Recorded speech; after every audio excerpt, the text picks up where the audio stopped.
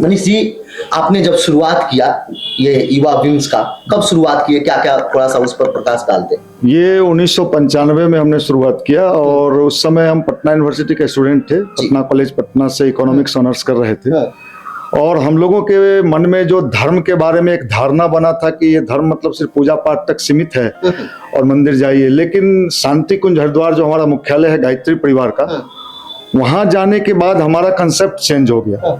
वहाँ एक research institute है, ब्रह्म बच्चों शोध संस्थान, जिसमें काफी साइंटिस्ट लोग वहाँ काम कर रहे हैं, रिसर्च कर रहे हैं ह्यूमन बॉडी, ह्यूमन माइंड, और कैसे ये थॉट्स का प्रभाव आपके माइंड से आपके बॉडी पे पड़ता है, कैसे निगेटिविटी आपके लाइफ में आता है, आप डिप्रेशन के कैसे शिकार होते हैं, पढ़ाई की क्वालिटी कैसे आपकी बिगड़ती है।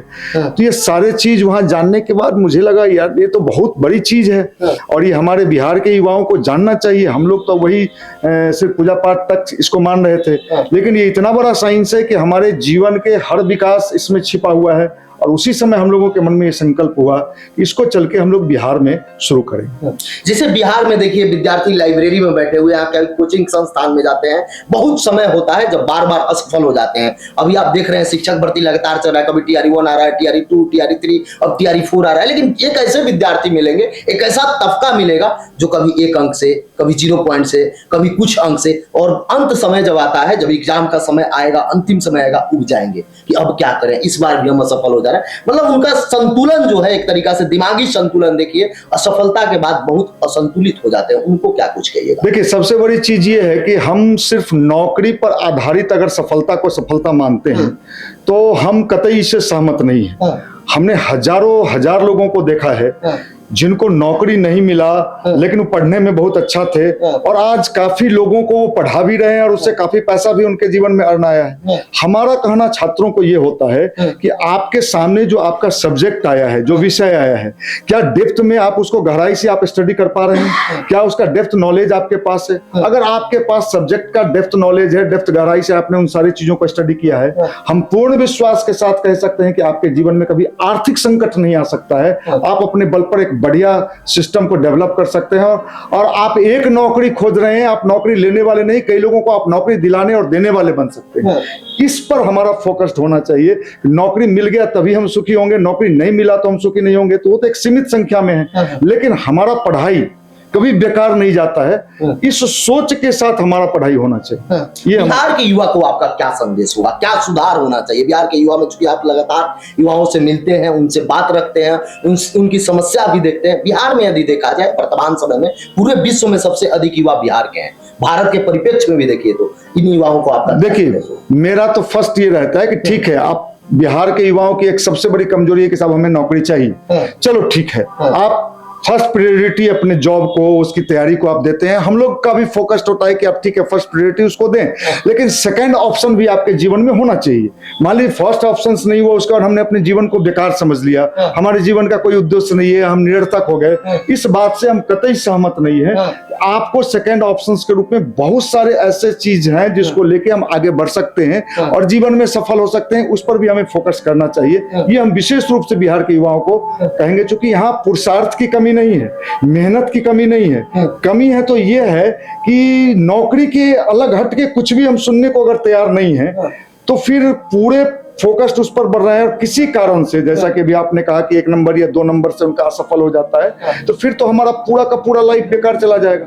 हमारे यहाँ बहुत सारे लड़के ऐसे खड़े हुए हैं जिन्होंने स्टार्टअप बना लिया, स्टार्टअप में कई लोगों को उन्हें रोजगार दे दिया, आज वो बढ़िया काम कर रहे हैं।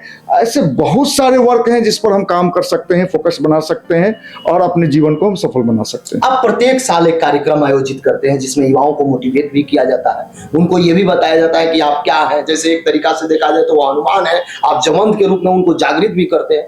वह कार्यक्रम का क्या है, इस साल कब कर रहे हैं, क्या प्रोसेस है, कब विद्यार्थी पहुंचेंगे, कहां ले रहे हैं, ये सब थोड़ा सा देखिए। इस बार हम लोग 7 दिसंबर को बापू सभागार में सुबह 10 बजे से हमारे यहाँ कार्यक्रम है और इस कार्यक्रम के चीफ गेस्ट हमारे हैं डॉक्टर चिन्मय पांड्या जी, जो लंदन में MBBS MRCP करके आए हैं। अब पूरे विश्व में इनका लगभग कार्यक्रम होते रहता है, तो हमारे मन में इच्छा हुआ कि इनका कार्यक्रम यहाँ हो और युवाओं को ये मोटिवेट करें कि कैसे आप अपनी पढ़ाई की क्वालिटी को बेहतर कर सकते हैं। पढ़ाई 2 तरह की होती है, एक क्वांटिटी, कई लोग घंटों घंटों पढ़ते रहते हैं।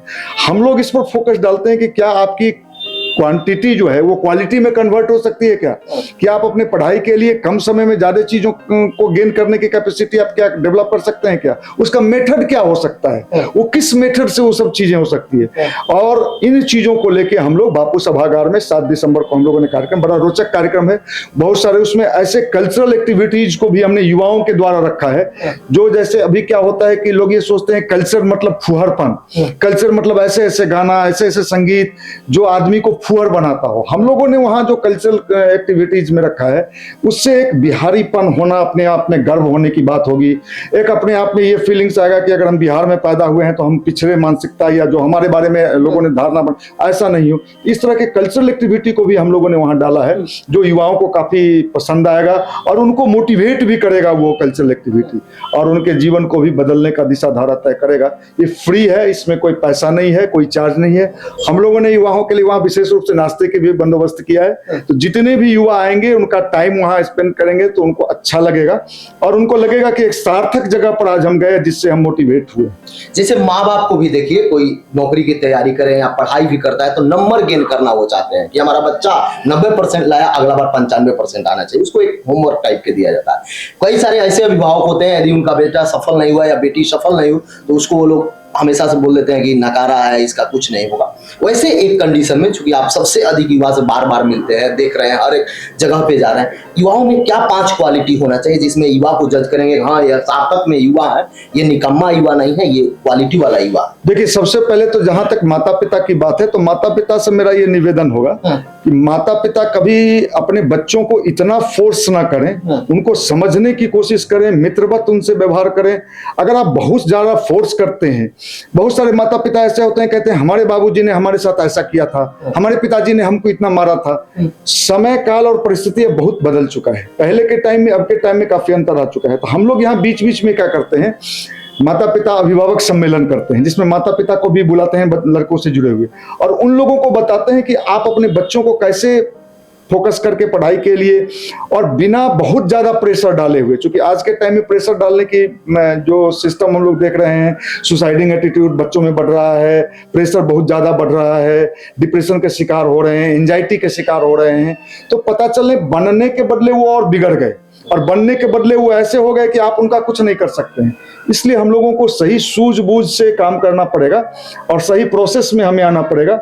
इसमें हम लोग जैसे सहारा लेते हैं स्पिरिचुअलिटी का, मेडिटेशन, हम लोग उसमें कहते हैं कि सब मेडिटेशन करो आप।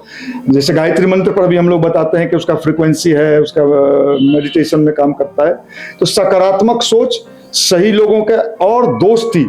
आज के समय में ये भी देखा जाता है कि हम बहुत अच्छे हैं, पटना में हम पढ़ने आए या पूना में पढ़ने गए, लेकिन वहां जो मेरा सर्किल मिल गया, हम तो आए थे बढ़िया उद्देश्य को, लेकिन वो सर्किल के कारण हम बिगड़ गए। तो वहां भी हमें सतर्क रहना होगा कि हमें कैसे लोगों से मित्रता करनी चाहिए। अगर मित्रता गलत लोगों से कर लिए तो फिर हमारा सारा करियर बेकार चला जाए। तो इन चीजों पर भी युवाओं को ध्यान देना चाहिए, माता पिता को भी इन पर ध्यान रखना चाहिए कि हमारे बच्चे अगर बाहर जा रहे हैं तो किसी नशा के शिकार ना हो, किसी अन्य चीजों के शिकार ना हो। इससे हमारा विकास हो सकता है।